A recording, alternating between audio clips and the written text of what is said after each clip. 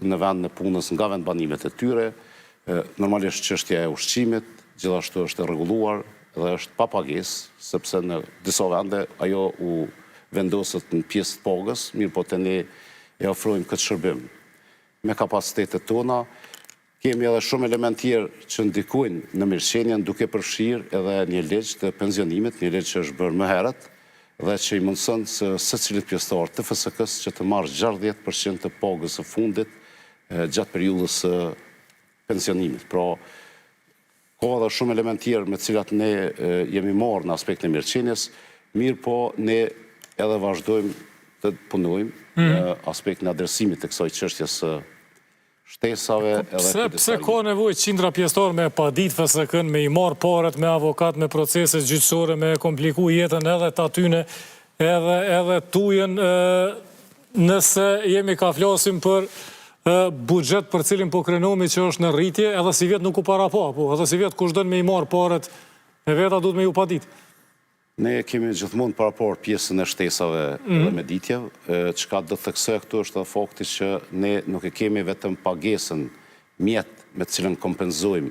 E vërtet, po është edhe pushimi. Sigurisë Kosovës janë ditët e pushimit, prandaj spori nuk kam të dhëna për që janë qindra, unë besoj që janë disa padi që kanë arritur deri tani në ministrinë. Disa padi janë, po qindra ushtarë janë mrena. Padi janë pak, po ka shumë ushtarë mrena një padije. Jo, sepse të ne nuk mund të bëhem padi kolektive, është ndaluar me ligjin e Forcës së Sigurisë Kosovës, që është shkelje e rëndë. E mund shme, okej.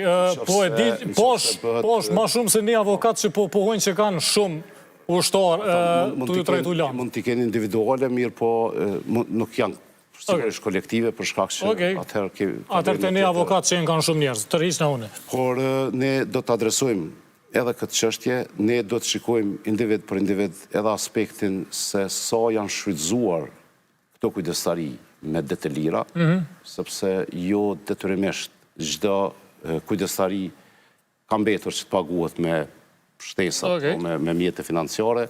Unë thash ne do të bëjmë përpjekje që asnjë pjesëtar i FSK-s të mos mbetet, mund të themi, i dënuar edhe i zhgënyer në këtë aspekt, sepse fundja është detyrë e institucionit tonë.